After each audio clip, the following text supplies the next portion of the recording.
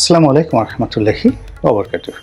সম্মানিত দর্শক, বঙ্গবন্ধু শেখ মুজিবুর রহমানের ছোট কন্যা শেখ রেহানার সন্তান, বড় সন্তান টিউলিপ সিদ্দিকী, তিনি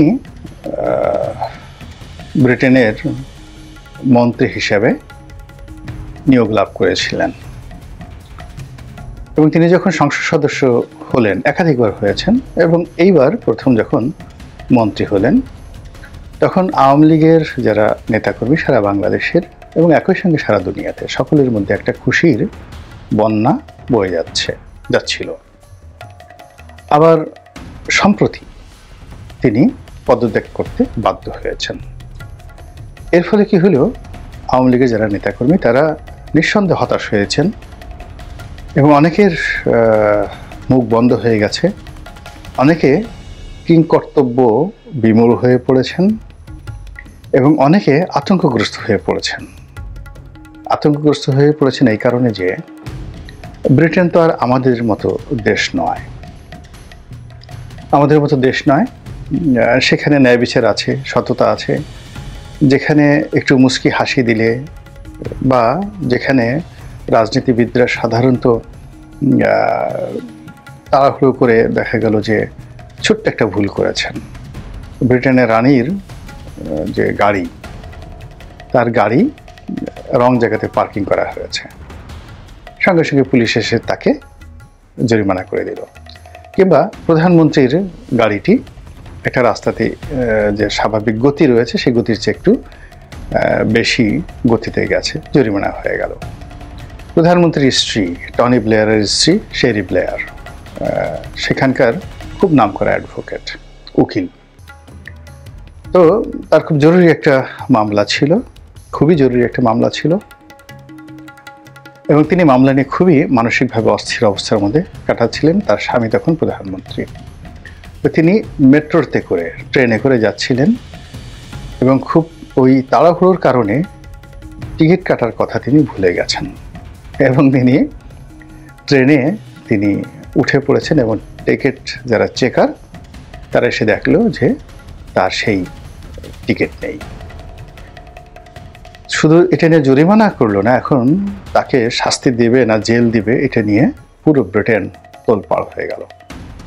এবং ব্রিটেনের যে পত্রিকাগুলো, এরা অভ্যাস চরিত্র বাংলাদেশের পত্রিকাগুলোর মতোই, তারা যখনই কোনো নেতিবাচক খবর পায় ওটাকে নিয়ে এত নাড়াচাড়া করে এবং এত বেশি, যেটিকে পাপ্পারাজি বলা হয়, তারা এত বাড়াবাড়ি করে, বিশেষ করে ডেইলি মেইল জাতীয় পত্রিকাগুলো, মিরর পত্রিকাগুলো, ট্যাবলেট পত্রিকাগুলো, এদের অত্যাচারের কারণে কিন্তু ডায়নাকে মরতে হয়েছে। প্রিন্সেস ডায়নাকে বলতে গেলে অনেকটা সুইসাইড করার মতো অবস্থা। তিনি এদের হাত থেকে পালানোর জন্য গাড়ি চালাচ্ছিলেন খুব জোরে, তার প্রেমিককে নিয়ে, দদিয়াল ফায়েদকে নিয়ে। তো এরকম ঘটনা ঘটে। তো এখন টিউলিপ সিদ্দিকীর সম্পর্কে যে সকল অভিযোগ এসেছে সে সকল অভিযোগ নিয়ে ব্রিটেনে তদন্ত চলছে এবং এই তদন্ত নিয়ে পুরো বর্তমান যে লেবার সরকার, সেই লেবার সরকারকে 12টা বাজানোর জন্য তার প্রতিপক্ষ রাজনৈতিক দল এবং তাদের যে অভ্যাস, ওখানকার যে রাজনীতি পার্লামেন্টের মধ্যে, সেটা জাপানে যান, আমেরিকাতে যান, ওখানে আমেরিকার পার্লামেন্টে বা জাপানের পার্লামেন্টে যা কিছু হয় সে তুলনায় বাংলাদেশের পার্লামেন্টে অনেক ভালো। ওখানে প্রচণ্ড রকম একে অপরকে টিজ করে, শুয়োরের সঙ্গে তুলনা করে, কুকুরের সঙ্গে তুলনা করে, এবং জাপানের পার্লামেন্টে তো রীতিমতো রেগুলার মারামারি হয়। আমি জাপানে যখন গিয়েছিলাম তখন সেখানে দেখলাম যে এই এক ধরনের মোটা রশি সহ পার্লামেন্টের বিশেষ সিকিউরিটি ফোর্স সবসময় রেডি থাকে।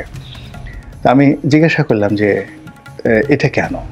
তো বললো পার্লামেন্ট মেম্বাররা মারামারি করার জন্য এতটা উদ্গ্রীব হয়ে পড়েছে, তাদেরকে ফেরানো যায় না, তাদেরকে ধরে তারপর বেঁধে ফেলতে হয়, এছাড়া তাদেরকে ফেরানো যায় না। তো আমরা বাইরে থেকে যতটা মনে করি সভ্য, সেটা তারা হলো ফর জেনারেল পাবলিক, সাধারণ আইন কানুনের জন্য, কিন্তু সত্যিকার অর্থে সেখানকার যে নোংরামি বলেন, নেতিবাচক যে বিষয়গুলো বলেন, যে দেশগুলো যত সভ্য তাদের মধ্যে অসভ্যতামি তত বেশি, যে দেশ বেশি যত উন্নত তারা প্রকৃতির কাছে ততটা বেশি অসহায়। আপনি দেখুন এই যে এখন আমেরিকাতে যে দাবানল শুরু হলো, সেই দাবানল থামানো যাচ্ছে না। এ যাবৎকালে না হলেও $300 to $400 billion, $400 billion ultimately loss হয়ে গেছে। তারপর আগুন কিন্তু থামানো যাচ্ছে না। এরকম প্রযুক্তি যেখানে বেশি, সম্ভাবনা যেখানে বেশি, সেখানে নেতিবাচক বিষয়গুলো বেশি থাকে। আমেরিকাতে দাবানল হয়, আমরা তো দাবানল যে কী জিনিস আমরা জানিই না। সুন্দরবনে একবার দাবানল হয়েছিল, আমরা ঢাকাতে বসে টেরও পাইনি।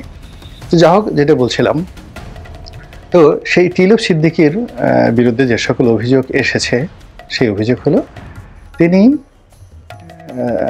ওখানে কিন্তু বাংলাদেশের মতো না, মানে তার বোন আত্মীয় স্বজন কী করেছে ওটা নিয়ে তার কোনো সমস্যা নেই।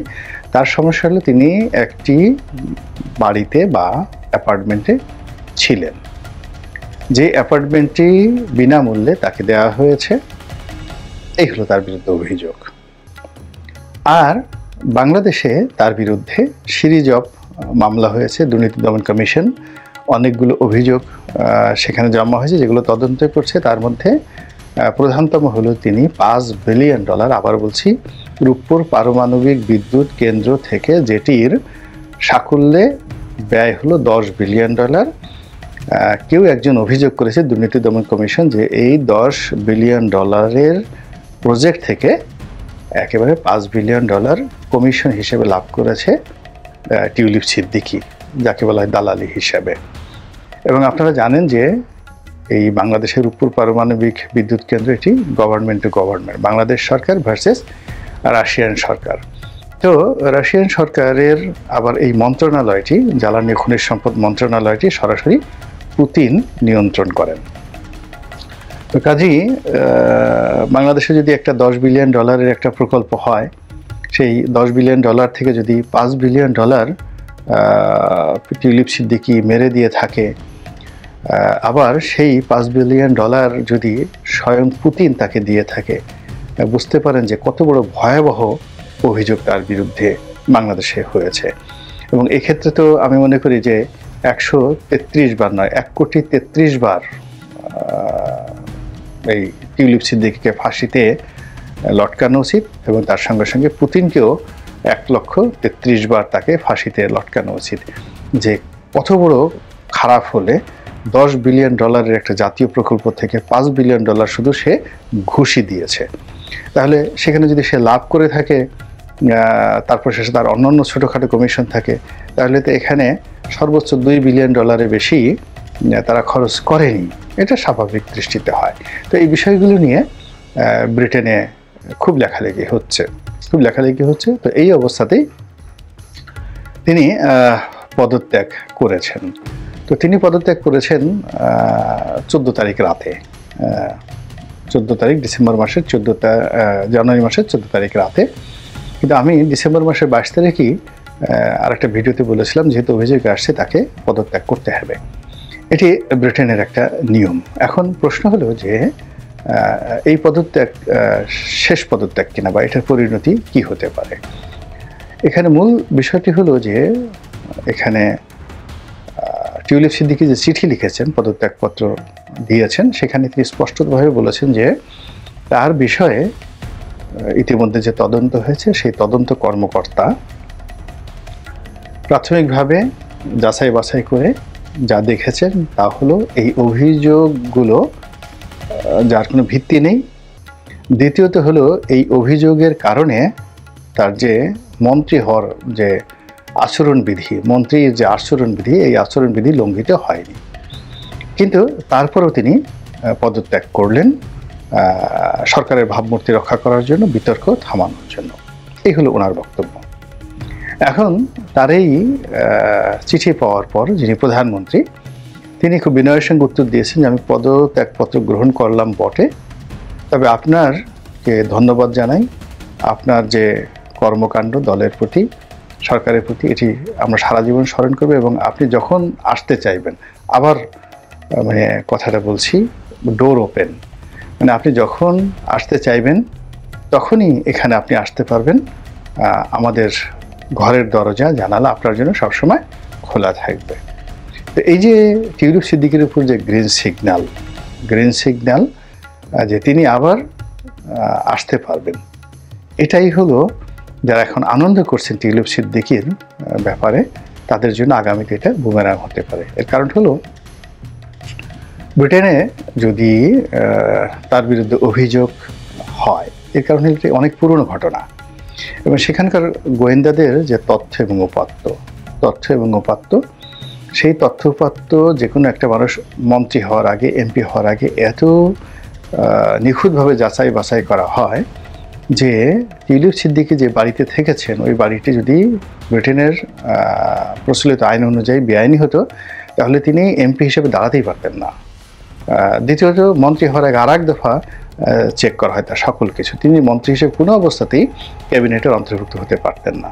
তো কাজেই পত্রিকার মুখ বন্ধ করার জন্য, এটাকে আরও অধিকতর তদন্ত করার জন্য এবং তাকে একটা সুন্দর চারিত্রিক সার্টিফিকেট দেওয়ার জন্য, এটা বাংলাদেশের মতো নয়, একেবারে জেনুইন একটা চারিত্রিক সার্টিফিকেট দেওয়ার জন্য বর্তমান লেবার সরকার এটা সময় নিচ্ছেন।